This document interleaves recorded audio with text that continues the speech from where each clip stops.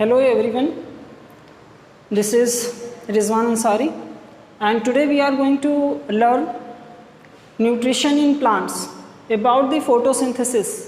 जैसा कि last previous lecture में हमने देखा था, वीडियो में देखा था, जिसमें हमने न्यूट्रिशन और मोड्स ऑफ न्यूट्रिशन के बारे में हमने पढ़ा था। अब यहाँ पर हम पढ़ेंगे फोटोसिंथेसिस, मतलब जो ऑटोट्रॉफ्स या जो ऑटोट्रॉपिक मोड ऑफ न्यूट्रिशन होता है उसके बारे में।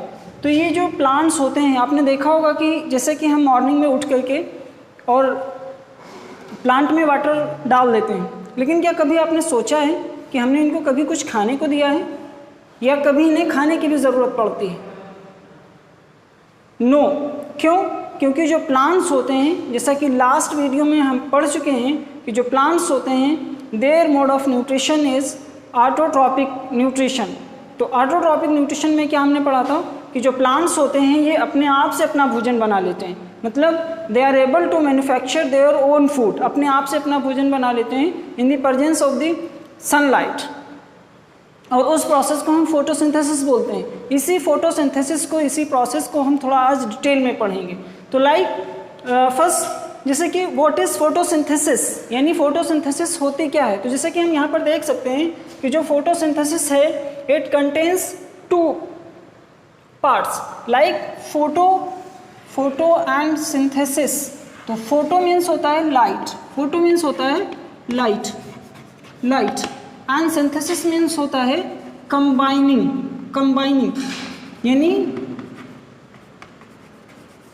लाइट की प्रेजेंस में जो अपना भोजन प्लांट्स बनाते हैं या जो कुछ ऐसे मटेरियल्स होते हैं जो कंबाइन होते हैं, उसी को हम फोटोसिंथेसिस बोलते हैं। तो जैसे कि हम यहाँ पर डेफिनेशन देख सकते हैं, तो जैसे कि कन्वर्जन ऑफ सोलर एनर्जी, यानी सोलर एनर्जी जो होती है उसको केमिकल एनर्जी में जो बदला जाता है कार्बन डाइऑक्साइड और वाटर को यूज़ करके इन the presence of chlorophyll and sunlight, यानी क्लोरोफिल, सनलाइट और क्लोरोफिल, यानी क्लोरोफिल और सनलाइट की प्रेजेंस में कार्बन डाइऑक्साइड और वाटर को यूज़ करके ग्रीन प्लांट्स जो हैं, जो ये सोलर एनर्जी को केमिकल एनर्जी में चेंज करते हैं, इसी प्रोसेस को हम फोटोसिंथेसिस बोलते हैं, जिसको हम हिंदी में प्रकाश संश्लेषण भी बोलते हैं। अब यहाँ पर हम केमिकल इक्वेशन भी देख सकते हैं, जैसे कि यहाँ पर ये आपका कार्बन डाइऑक्साइड है, H2O है, और यहाँ पर ग्लूकोज ये बना हुआ है, यहाँ पर ऑक्सीजन है। तो जैसा कि हम देख सकते हैं कि 6 मॉलिक्यूल्स जो हैं वो कार्बन डाइऑक्साइड के H2O के साथ मिल करके ग्लूकोज बनाते हैं, और ऑक्सीजन, जो कि ऑक्सीजन जो है ये इन्वायरमेंट में रिलीज हो जाती है। अब यहाँ पर हम देखते हैं कि main events during the photosynthesis, यानी फोटोसिंथेसिस कैसे होती है और कौन कौन से इवेंट्स होते हैं जो फोटोसिंथेसिस के दौरान होते हैं। तो यहाँ पर हम देख सकते हैं, जैसे कि यहाँ पर हमने एक छोटा सा डायग्राम टाइप में बनाया है, एक फ्लो चार्ट बनाया, तो जिसको हम देख सकते हैं। तो जैसे कि यहाँ पर हम सबको पता है कि जो प्लांट्स होते हैं उनको जो वाटर मिलता है वो कहाँ से मिलता है, रूट्स से मिलता है, यानी जड़ों से मिलता है। तो वाटर जो है वो रूट्स से थ्रू द जाइलम वेसल्स के थ्रू लीफ तक आता है, यानी मेसोफिल सेल्स तक के आता है। और जो कार्बन डाइऑक्साइड होती है, ये कार्बन डाइऑक्साइड इनको एयर से मिलती है, ये मिलती है एयर से, और ये जो वाटर होता है ये मिलता है सॉइल से, यानी वाटर सॉइल से मिलेगा, और एयर से जो है कार्बन डाइऑक्साइड मिलेगी, सनलाइट से सोलर एनर्जी मिलेगी। और ये जो सोलर एनर्जी है, ये सोलर एनर्जी क्या करती है कि यानी जो H2O है, मीन्स जो वाटर है, इसकी फोटोलिसिस हो जाती है, मतलब जो वाटर मॉलिक्यूल्स है ये स्प्लिट हो जाता है, ब्रेक डाउन हो जाता है हाइड्रोजन आयंस एंड ऑक्सीजन में। यानी यहाँ पर अब इसके बाद क्या होगा कि ये जो ऑक्सीजन है, this oxygen is released into the atmosphere, into the environment, and this hydrogen ion, यानी जो हाइड्रोजन आयन्स होते हैं they combine with the carbon dioxide के साथ में ये कंबाइन होकर के ग्लूकोज बना लेते हैं। और यही ग्लूकोज जो होता है, ये ग्लूकोज फिर फर्दर स्टार्च के फॉर्मेशन में, प्रोटीन के फॉर्मेशन में, फैट्स के फॉर्मेशन में, सेलुलोज के फॉर्मेशन में हेल्पफुल होता है। तो यहाँ पर हमने देखा कि कौन कौन से मेन इवेंट्स होते हैं, जो फोटोसिंथेसिस के मेन इवेंट्स हैं, ये बहुत ही इंपॉर्टेंट हैं एग्ज़ाम के व्यू से। और यहाँ पर हमने फोटोसिंथेसिस की जो है डिफिनीशन देखी, और यहाँ पर फोटोसिंथेसिस के दौरान होने वाले मेन इवेंट्स देखे। तो अब यहाँ पर हम बात करते हैं कि मेन इवेंट्स ड्यूरिंग फोटोसिंथेसिस के दौरान जो मेन इवेंट्स होते हैं, तो यहाँ पर क्या है कि सबसे पहले अभी जैसे कि हम डिस्कस कर चुके हैं उस डायग्राम में, तो यहाँ पर हम देख लेते हैं कि जैसे कि carbon dioxide enters into the leaves, यानी जो एटमॉस्फेयर से, जो एयर से कार्बन डाइऑक्साइड होती है through the stomata it enters into the leaves में इंटर करती है। फिर उसके बाद क्या होता है, after that water comes from roots to the leaves, यानी जो सॉइल है, सॉइल में जो वाटर है वो water through the xylem vessels reaches to the leaves तक के पहुंचता है। After that sunlight is trapped by chlorophyll. As we know green leaves जो होती हैं इनमें क्लोरोफिल पाया जाता है, यानी ये ग्रीन कलर का जो है पिगमेंट होता है जिसको हम क्लोरोफिल बोलते हैं। ये क्लोरोफिल सनलाइट को ट्रैप करता है, और वो जो ट्रैप्ड सनलाइट होती है उस सनलाइट की एनर्जी की वजह से जो वाटर मॉलिक्यूल होता है उसकी फोटोलिसिस हो जाती है, जिसमें क्या होता है कि जो H2O होता है, यानी जो वाटर मॉलिक्यूल होता है, ये ब्रेक डाउन हो जाता है, स्प्लिट हो जाता है एज हाइड्रोजन आयन और ऑक्सीजन गैस में। ऑक्सीजन गैस क्या होती है, ये एटमॉस्फेयर में रिलीज हो जाती है, जो कि हम यूज़ करते हैं, मतलब जो एनिमल्स यूज़ करते हैं।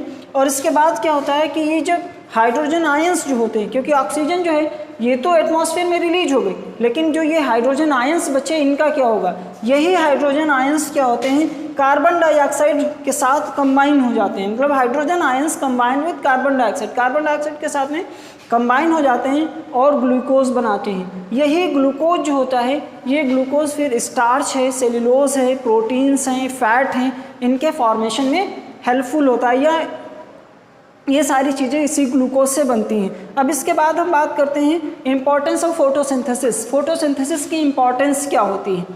तो इम्पॉर्टेंस की अगर हम बात करें तो फोटोसिंथेसिस ही एक ऐसी प्रोसेस है जिसके थ्रू क्या होता है कि जो सोलर एनर्जी है वो केमिकल एनर्जी में चेंज हो सकती है। मतलब यहाँ पर अगर हम बात करें कि अगर इसकी इम्पॉर्टेंस की अगर हम बात करें कि what is the importance of photosynthesis, तो फोटोसिंथेसिस की इम्पॉर्टेंस ये है क्योंकि photosynthesis only is the process through which solar energy is converted into chemical energy. तो हम यहाँ पर कह सकते हैं कि सोलर एनर्जी जो है ये केमिकल एनर्जी में चेंज होती है, कन्वर्टेड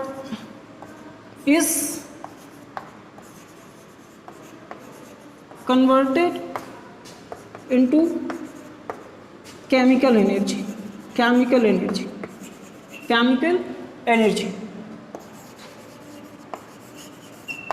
एनर्जी, यानी केवल सोलर एनर्जी को केमिकल एनर्जी में बदलने के लिए सिर्फ और सिर्फ फोटोसिंथेसिस ही जो है वो रिस्पॉन्सिबल है या हेल्पफुल है। सेकेंड वन इज जो ऑक्सीजन रिलीज होती है, यानी जो ऑक्सीजन रिलीज होती है इज रिलीज्ड इन एटमॉस्फेयर, यानी जो एटमॉस्फेयर में जो ऑक्सीजन रिलीज होती है, ये ऑक्सीजन का रिलीज होना भी सिर्फ और सिर्फ फोटोसिंथेसिस से ही होता है।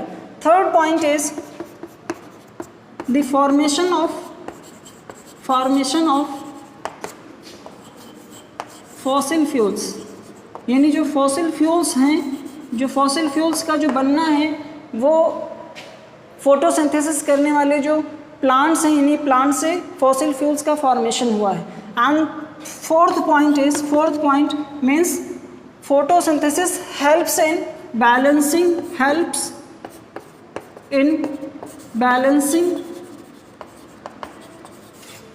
Oxygen and carbon dioxide in atmosphere. तो एक बार हम फिर से देख लेते हैं कि what is the importance of the photosynthesis. तो the importance of the photosynthesis is as like solar energy is converted into chemical energy only by the photosynthesis, and oxygen which is released into the atmosphere is done only by the photosynthesis, and the formation of fossil fuels का जो बनना है या जो बनते हैं ये सिर्फ और सिर्फ फोटोसिंथेसिस करने वाले प्लांट से ही बने हुए हैं। And last one and fourth point is photosynthesis helps in balancing oxygen and carbon dioxide in atmosphere, यानी एटमॉस्फेयर में जो कार्बन डाइऑक्साइड और जो ऑक्सीजन का ये जो बैलेंस बना हुआ है ये फोटोसिंथेसिस की वजह से ही है, या फोटोसिंथेसिस ही इसके लिए जो है रिस्पॉन्सिबल है या हेल्पफुल है। तो आज के लिए बस इतना ही। हमने पढ़ा कि फोटोसिंथेसिस क्या होती है और मेन इवेंट्स क्या होते हैं फोटोसिंथेसिस के दौरान और इम्पॉर्टेंस क्या होती है। अब ये फोटोसिंथेसिस कहाँ होती है? क्लोरोप्लास्ट में होती है। तो क्लोरोप्लास्ट के स्ट्रक्चर, स्टोमेटा के स्ट्रक्चर, स्टोमेटा के बारे में, क्लोरोप्लास्ट के बारे में, रॉ मटेरियल्स क्या होते हैं फोटोसिंथेसिस के लिए, इन सारी चीज़ों को हम अगले नेक्स्ट वीडियो में जो है डिस्कस करेंगे। Thank you.